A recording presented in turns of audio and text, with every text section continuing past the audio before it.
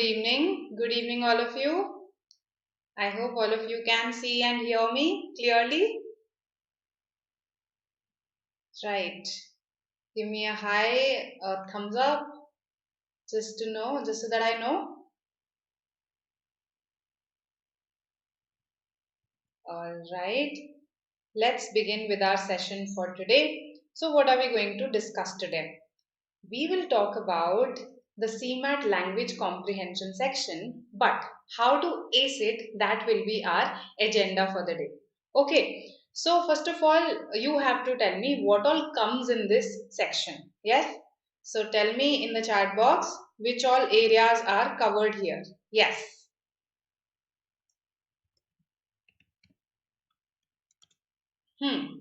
Which all areas are covered in the language comprehension section of CMAT?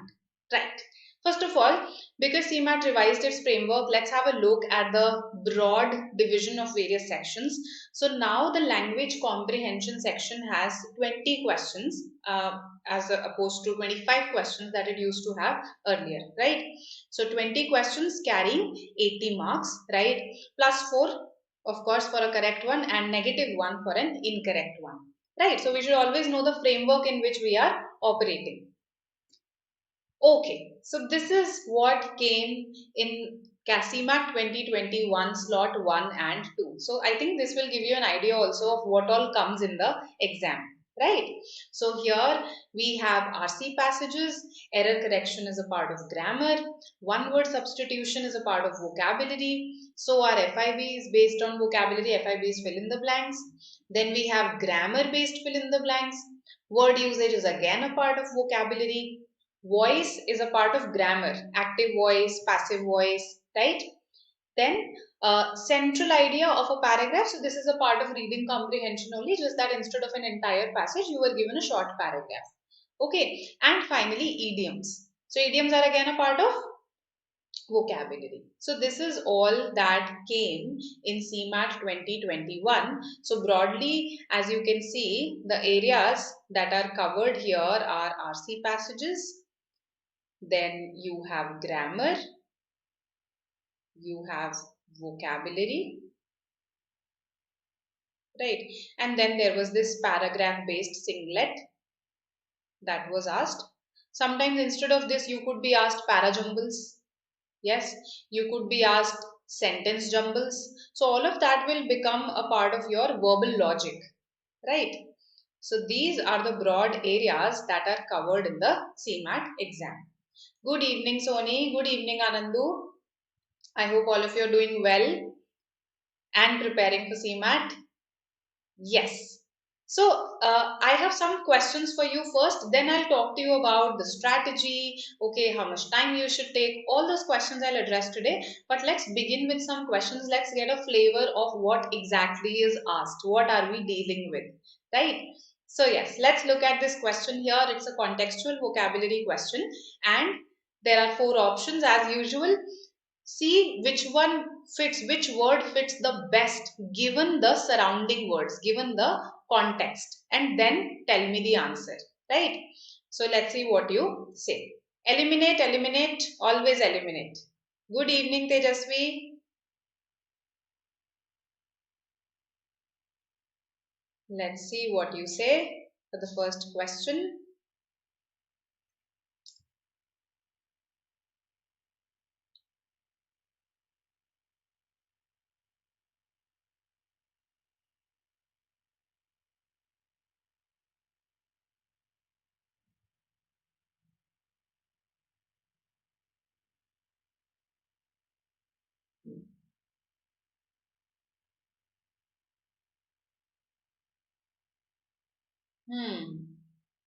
Nidhi has answered. She says B. Shama says C. Others says B. All right. Others? Anush says D. Good evening, sweetie. Sony D. All right. Samriddhi D. So I've got 3 D's, 2 B's, 1 C. Okay, 4 D's. So people who are saying D are winning. Okay, you are ahead of others. as far as the count of D is concerned, and you're also ahead of others as far as accuracy is concerned. D is indeed the answer. Okay, so here it was very easy to eliminate through the options. Okay, so first read the sentence. As dash head of the organization, he attended social functions and civil meetings. So he attended functions and meetings, but contrast, but had no dash in the formulation of company policy.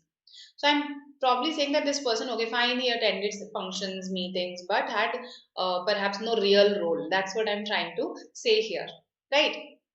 So keeping this in mind, first of all, the word hypothetical cannot come in the first blank.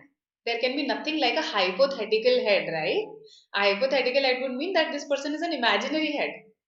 So this does not fit at all. Also, vote in the formulation of company policy. See, vote is something that's required in elections, in meetings.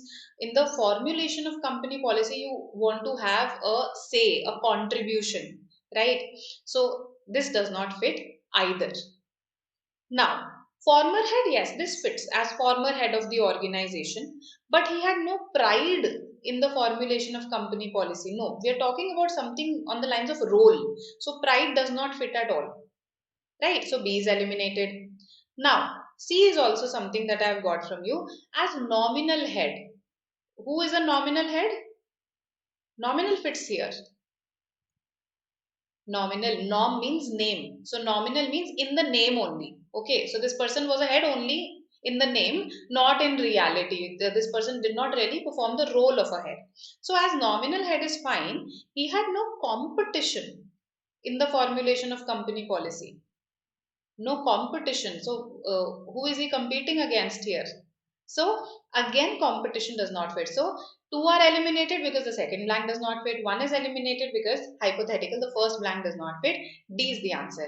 As titular head. So titular, it again means that somebody who holds the title. Okay, somebody who holds a particular title. So because he had the title, he attended functions and meetings, but he had no say, no voice in the formulation of company policy. Okay, D is the answer here. Voice has been used in a metaphorical sense also here, right? I hope this is clear to everybody, and this was an easy question, not a very difficult question. You could do it through elimination. Hello, Ananya. Okay, so got varied responses this time. Good. Let's look at another question, this time grammar. We got back to the hotel, dash the stroke of midnight. Yes.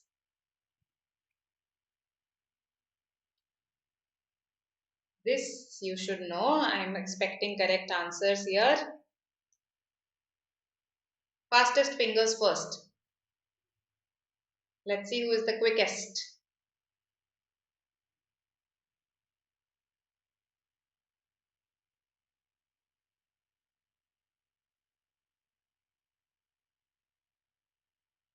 Okay, Nerve Music has answered the fastest. Par says at, which is A.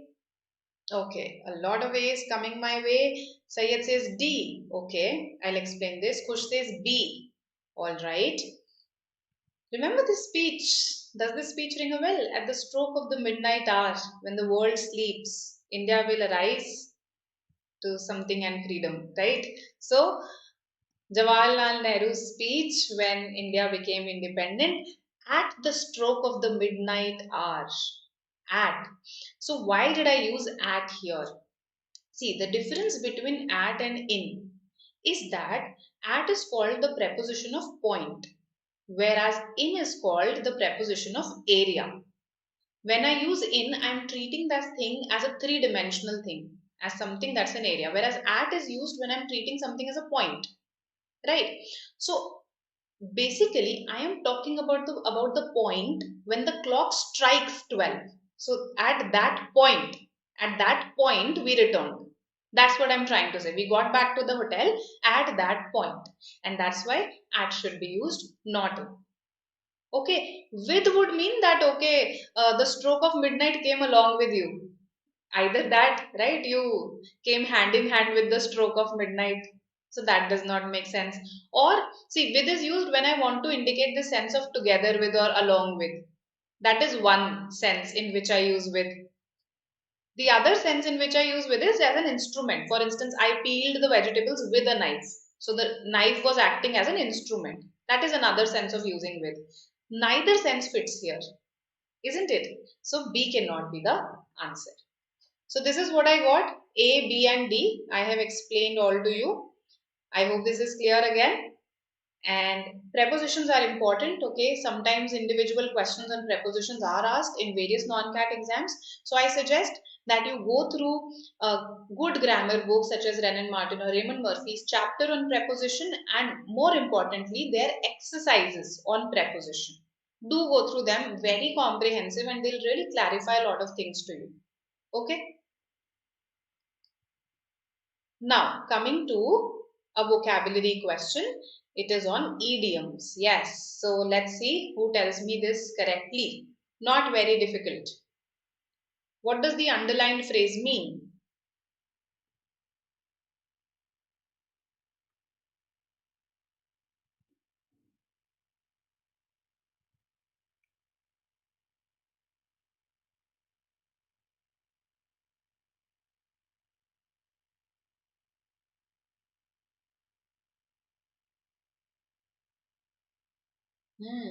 Let's see what you say. A good teacher is one who sees to it that a student does not waste time in reinventing the wheel.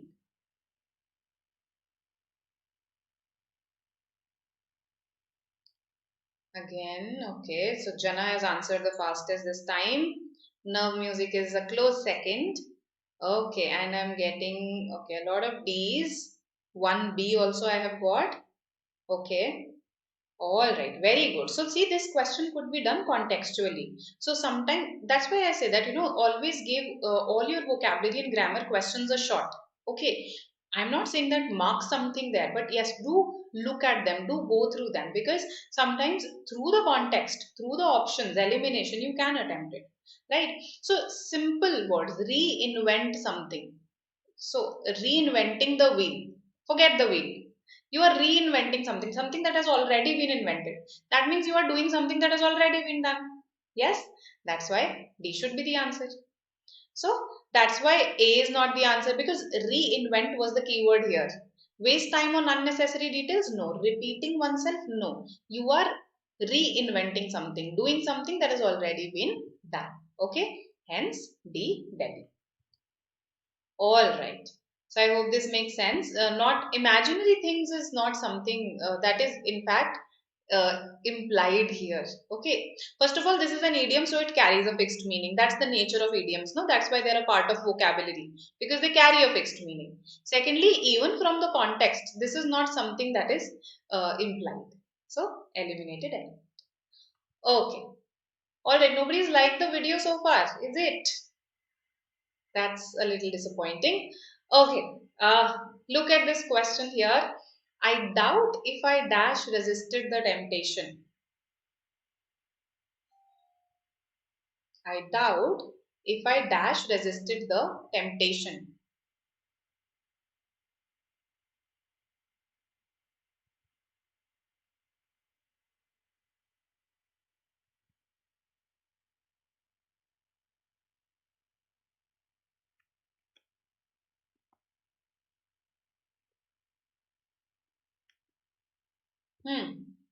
Okay.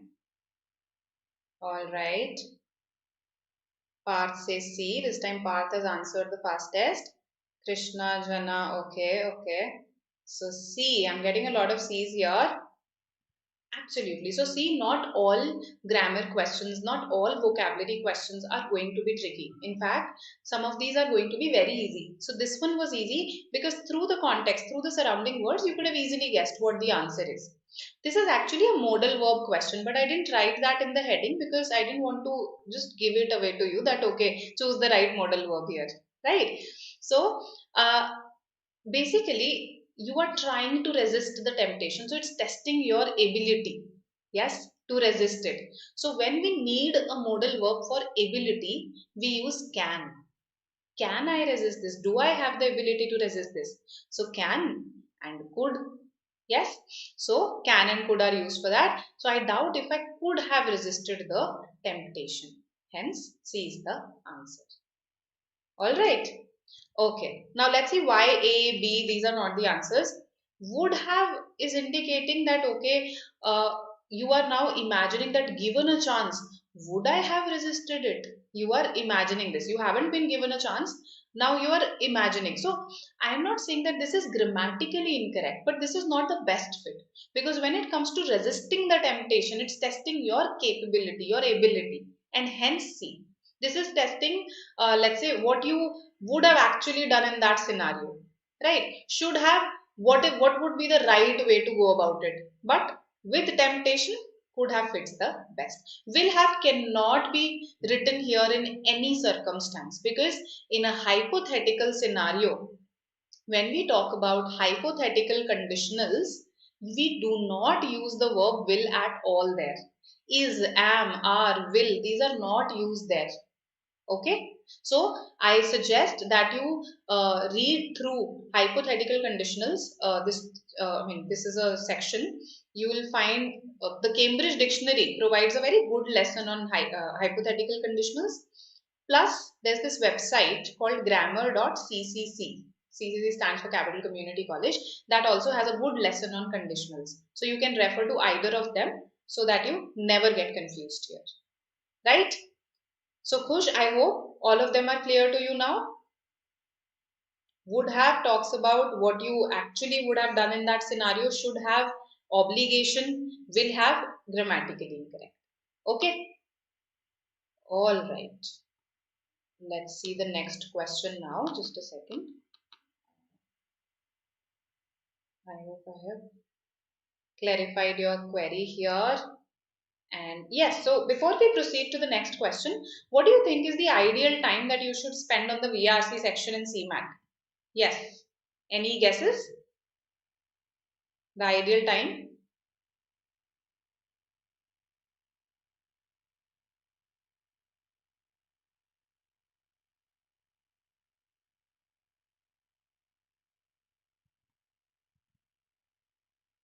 Hmm. So let's just guess, right? Let me see your responses on this.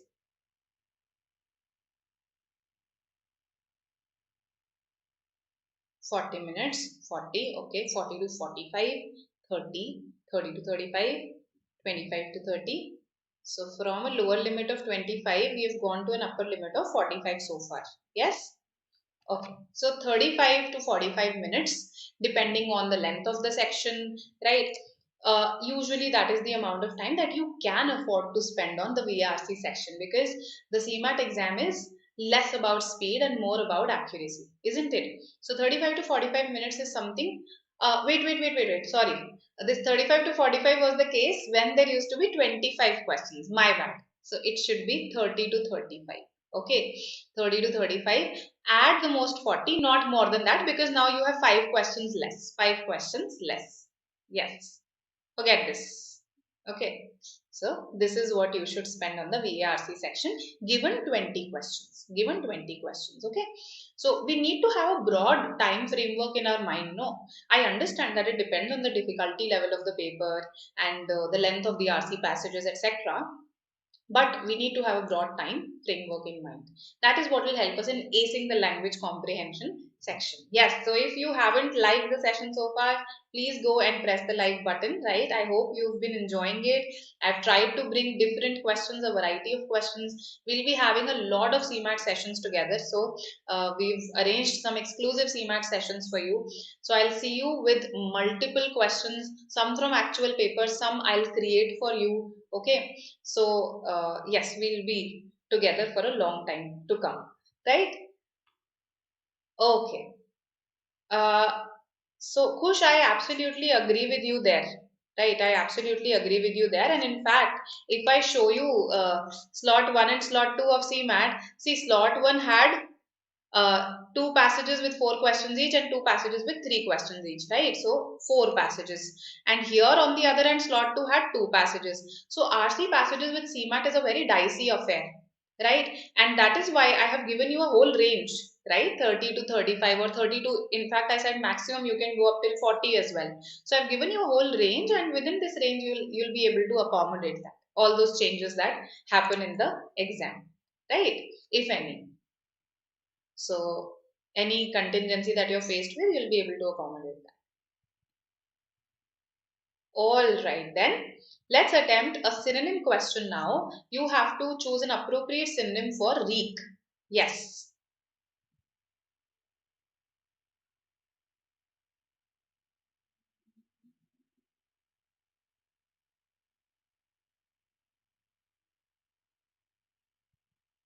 Again, my understanding of the word reek comes from my reading. I never really looked up the meaning in the dictionary, but from the reading, I know what the answer should be here.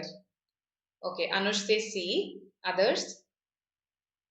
Nidhi says B. Shivani C. Parth C. Mehak C. Tejasvi D. Okay, so B, C, D I've got so far. All right, so a lot of C's I'm getting. To twist. Okay, reek means to twist. Can you use it in a sentence for me where it means to twist? It means to inflict. Okay, have you heard this expression to wreak havoc? To wreak havoc on, let's say, uh, the storm wreaked havoc. Okay, so that means it caused a lot of damage. The his presence wreaked havoc in our lives. Let's say I want to use it in a metaphorical, dramatic sense. His presence wreaked havoc in our lives.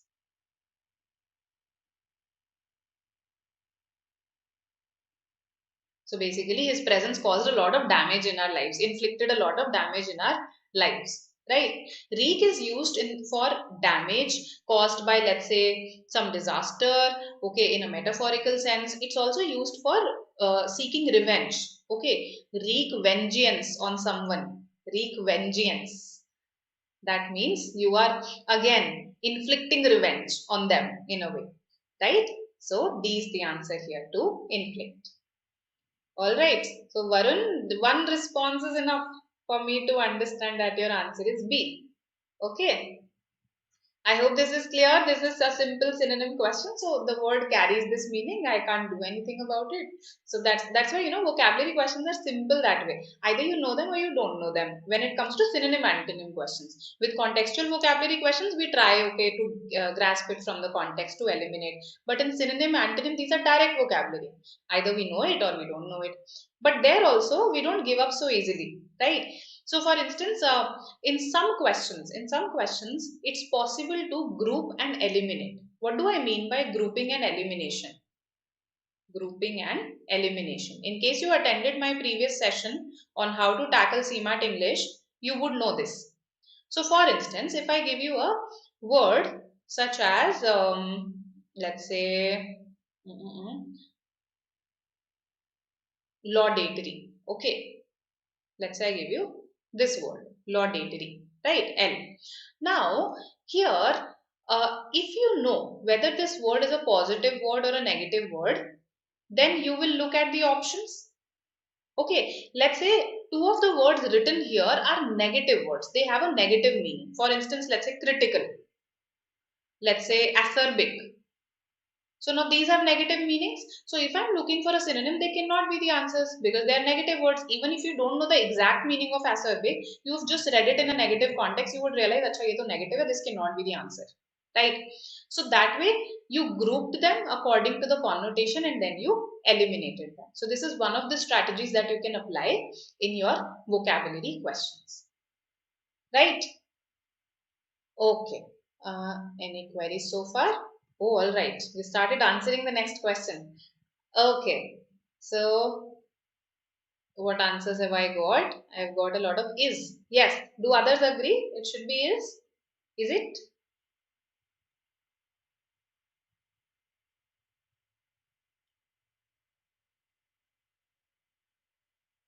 Yes. Everybody says is.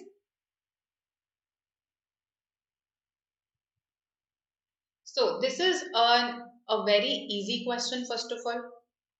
The kind of questions that we call sitters, or the ones that we call low hanging fruits, right? So this is that sort of a question, right?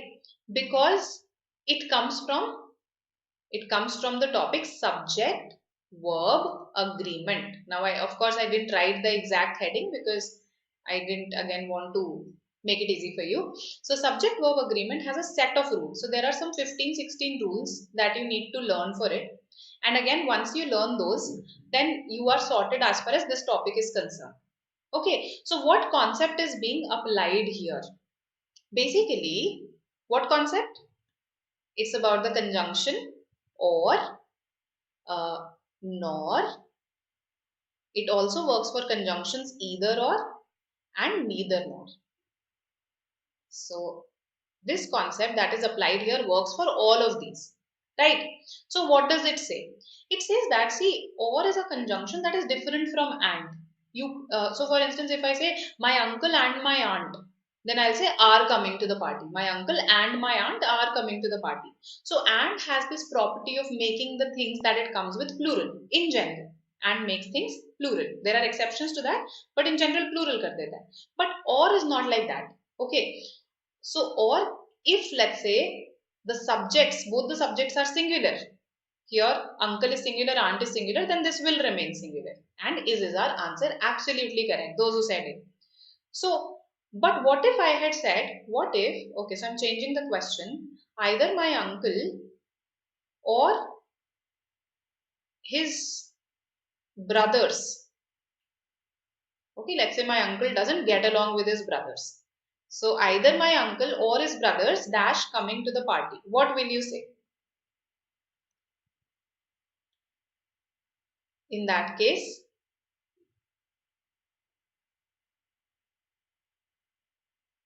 what should I say? Let's see your response.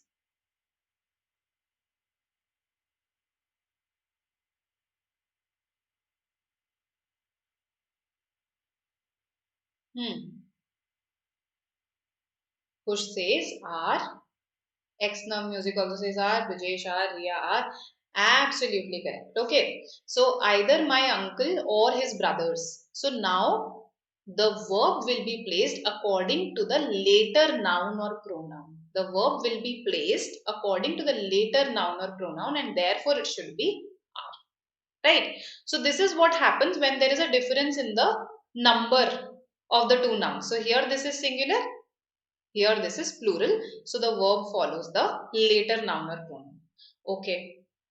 Let's look at this one. Either Ravi or I dash responsible for this fiasco. Let's say something bad has happened. Okay. Now you are saying either Ravi or I dash responsible for this fiasco. What should I write here? No options. I'm not giving you any options.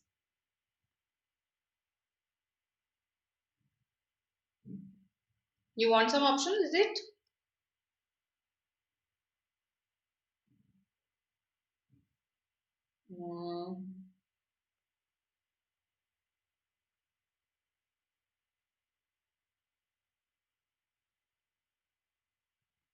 Yes. Okay. So you've already answered.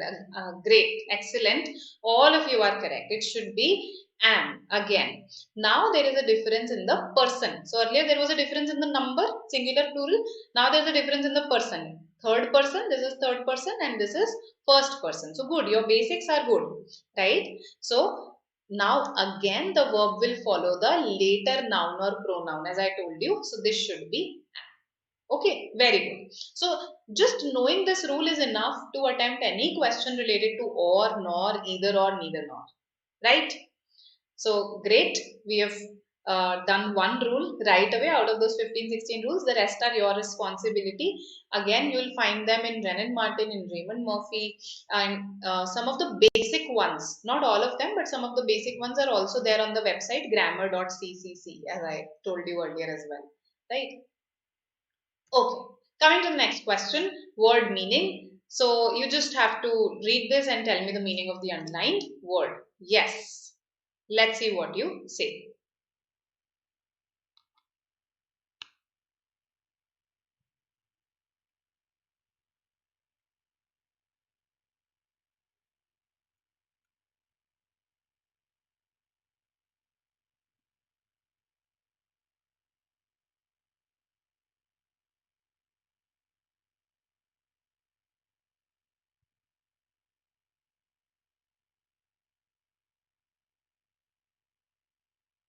Okay.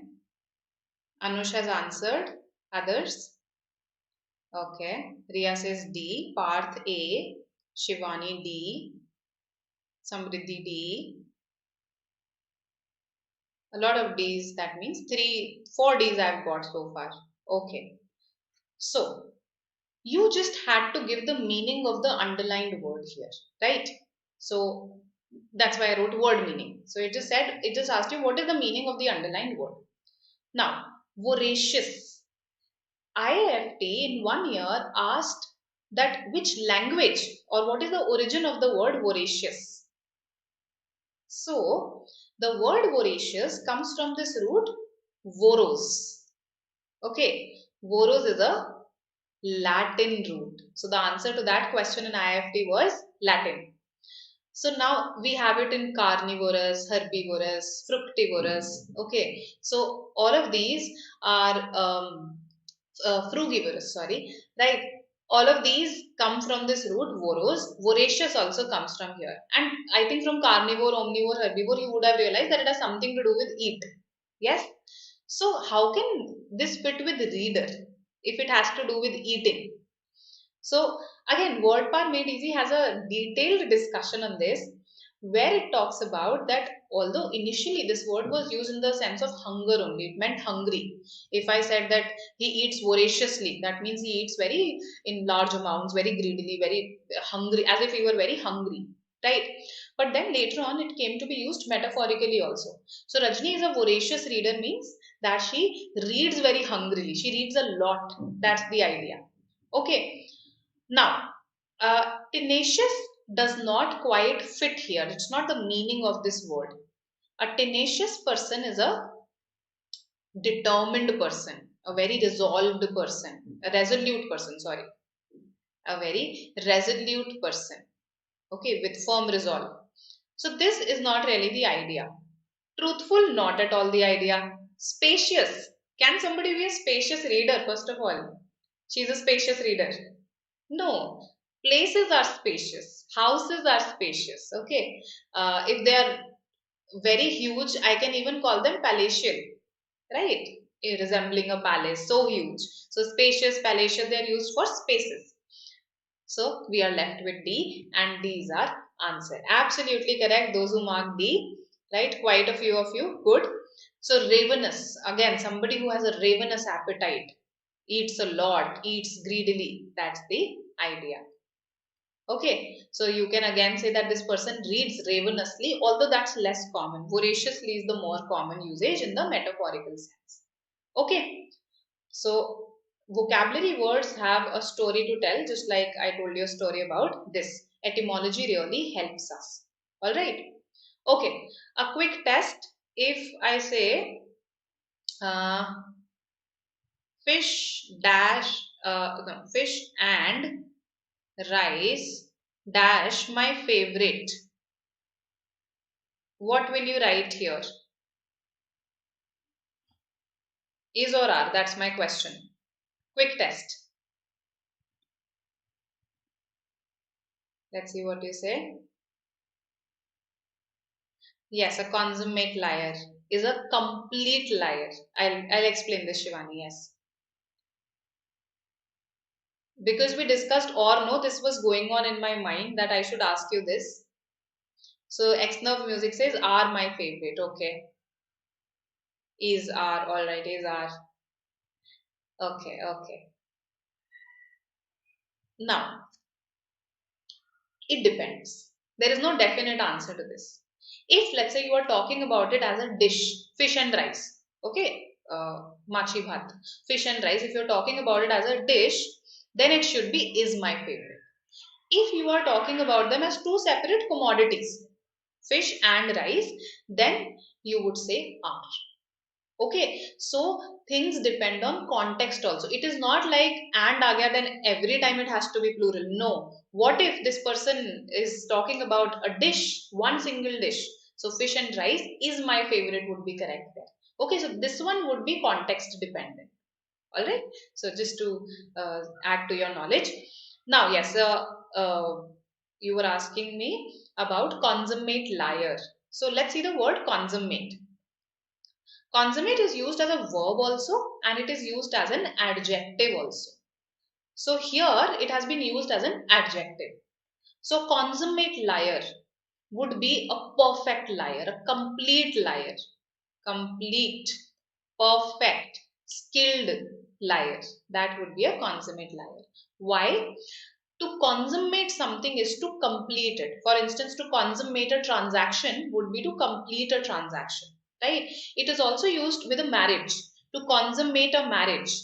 Okay, so when people have sex after the marriage, it is said that their marriage stands consummated, right? So that's in that sense we use consummating a marriage. So a consummate liar, that's why a complete liar, a skilled liar, that would be the meaning. Okay, so I hope this is clear. Now, some points about your preparation.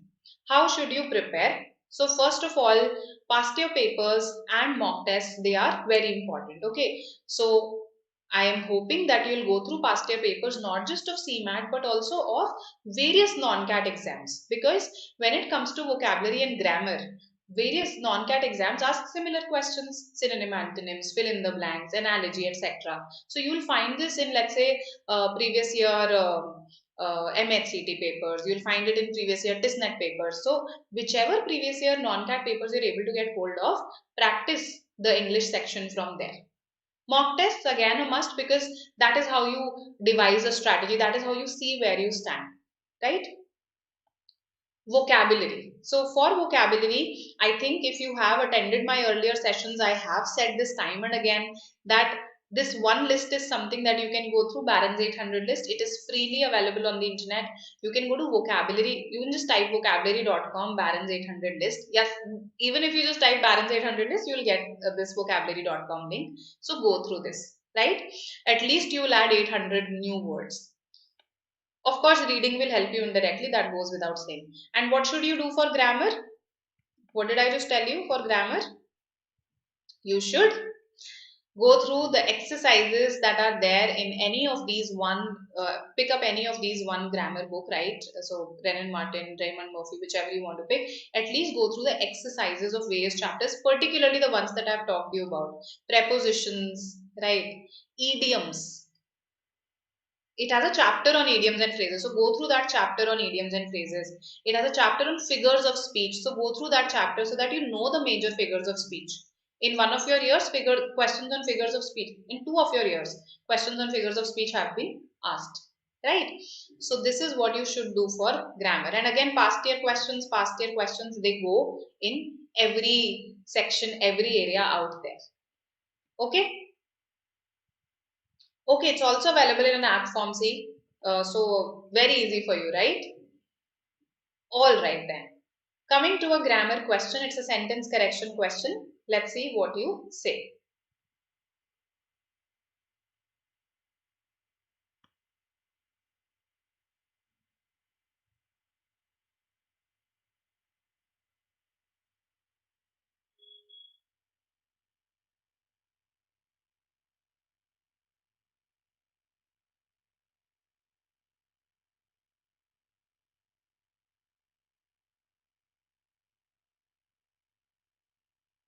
Hmm.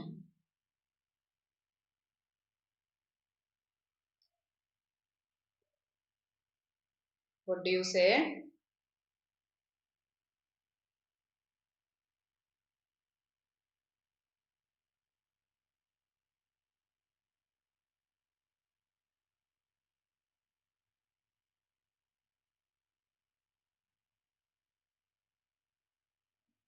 Come on, come on.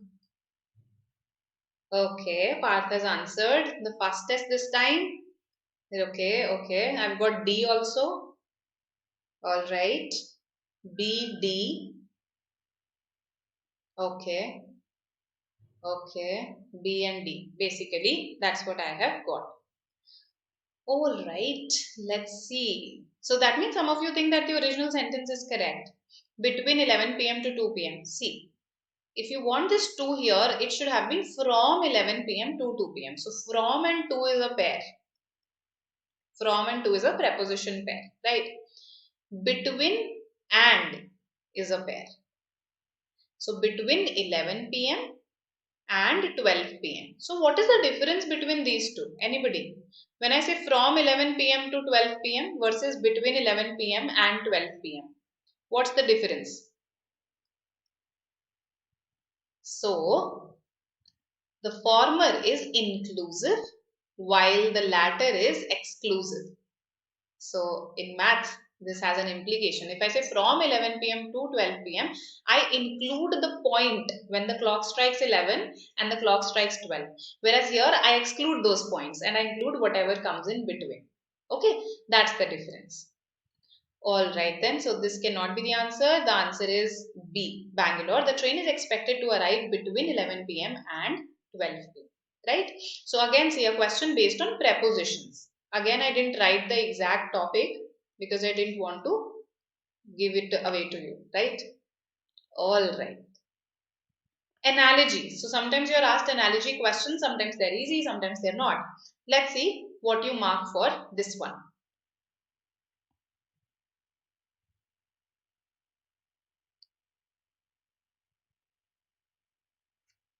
Posture is to bearing. You have to find a similar relationship.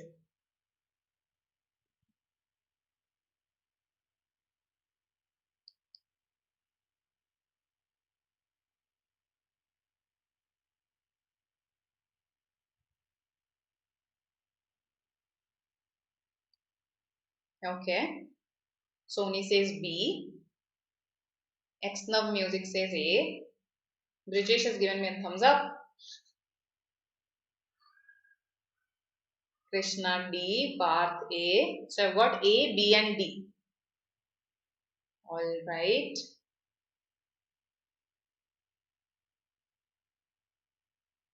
What is exaggeration? When you overstate something, that is exaggeration. It's an overstatement. Hyperbole is a figure of speech that means exaggeration. So if I say that, he's thinner than the breadth of a hair. Can somebody be thinner than the breadth of a hair? No. That is, I am exaggerating here. Yes? I have told this to you 1,000 times. How many times will you ask me? I cannot tell it to somebody 1,000 times. So exaggeration. Right? And as a figure of speech, it is called hyperbole. Sweetie says A. So basically, nobody thinks it's C. Okay. Other options are there in the bag. So, anarchy. What is anarchy? Yes.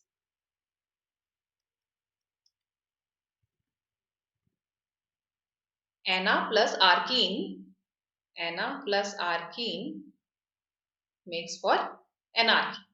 Anna means no, not. It's a negative prefix. Archene means to rule. Right? So, anarchy is the absence of any established authority. That is anarchy. The absence of an established authority. Now, when will this happen? There can be two scenarios. One is that there is, let's say, there's a power vacuum. There is no government at the center. Let's say earlier there was a dictatorial government. Now people have killed the dictator. So there is a power vacuum. There is no government right now. So it's a situation of anarchy, right? In theory, there can also be a situation of a peaceful anarchy. When people become so advanced, they think, oh, we don't need a government. What will we need a government for? We are self-sufficient, right? That's called a peaceful anarchy, although that has never happened in a country so far. It's just a theory, right? So that is anarchy, and a lot of times, whenever somebody disobeys the government, people loosely use the term anarchist for that person. That this person is an anarchist. So yeah, so for instance, Arvind Kejriwal has been called an anarchist a lot of times for his dharnas and everything, right? Street brawls, street fights. are called street brawls. So anarchy is to street fights? No. First of all, we need to know the relationship that is here. Posture is to bearing. Posture, the way somebody stands, sits, that is their posture. Bearing is again a synonym of posture, plus it also means the way someone behaves. It also means the way someone behaves. So bearing also means behavior. Posture, a synonym of posture is deportment as well. So this is the closest one. Okay, deportment means behavior also. Okay, and bearing means behavior also. All right. So coming to Brijesh, you're asking me this. What was the explanation? I'll repeat that. Okay, correct Nidhi. For the meaning of anarchy, you've given it absolutely correctly. I just saw your message, right? So I was saying that deportment, although deportation, when we talk about deporting someone, yes, he will be deported from the country. That means this person will be sent back to their home country. That is one meaning. But deportment also means the way a person carries themselves, right? So this is the closest pair. This is the answer. I hope some of you did say B. Let me just check. Yes, some of you did say B. Sony said B. Brijesh also said B. Good, good. Regimentation is to uniformity. See, while this is a synonym pair, yet this is not as close to the question pair as B. That's why it is not the answer. What is regimentation? What is a regiment? It's a group that works together, behaves alike. So regimentation, when we ask about regimentation, that means everybody follows the same rules. There is a uniformity in the group, right? So these are related ideas, but not quite close as these two. So eliminate. Melodrama may involve exaggeration. Yes, so melodrama involves exaggeration. Not exactly a synonym pair and not very close to the question pair. That's why D. Hope this is clear to everybody. Any questions you can ask me? Okay, all right, Brijesh. Okay, okay. Yes, like military regiment. Absolutely, absolutely. Okay. So I hope it is clear to you that you may have to work hard for analogy questions. Sometimes they can be challenging. They test your vocabulary. Okay, IFT is known for their particularly difficult analogy questions. So in case you've solved the past year papers of IFT, you would know what I'm talking about, right? Otherwise, you can give them a shot. Now, sentence jumbles. So, para jumbles, sentence jumbles, fact inference judgment questions, they can appear in your verbal logic section. So, I'll take them up one by one in the various sessions that we are going to have. Today, I have a sentence jumble here. So, quickly unjumble it, quickly tell me what the sequence should be. Yes.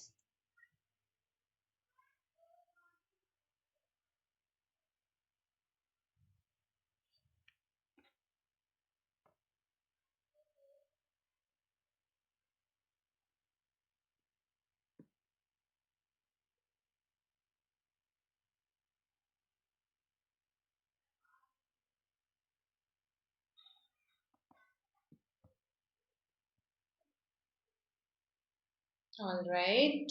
Let's see what you say. Last question for the day. I want a lot of responses from you people. Okay, Shivani says A, Parth A, Tejasvi A, Sanvi also says A, Nidhi A,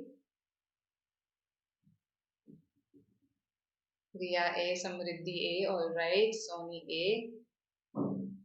Very good. All of you get an A. PRQF is the answer. I think the key was identifying that RQ is a pair, that he had been helped by a man. Once you realize this, A and C are left. So make use of options in para jumbles, in sentence jumbles. Okay, identify a pair and then make use of options. That should be your strategy. That's the quickest way of solving it. So this is actually a question. Did he realize that he had been helped by a man he never respected? So PRQS. That's the sequence. Good. 100% accuracy here. Great. All of you get an A for answering A. this is it from my side for today. I will see you again in the subsequent coming session. So keep an eye for the schedule, okay? For the session appears, it gets scheduled, okay? And it's visible to you when it's about to happen. So keep an eye for it. Keep learning, and we have this CAT PIVAT program running, right? So you can consider recommending your friends, okay? Then we have this batch running again. Anybody who's preparing for CAT 2022, you can recommend them this batch. And yes, if you like the session, please do press the like button. Please subscribe. Okay, that's important for you to get notifications, right? Welcome, welcome all of you. Welcome Parth, Exnerve Music, right? And yes, you can follow us on Telegram for any queries that you may want to ask later on, right? I'll see you next time. Bye.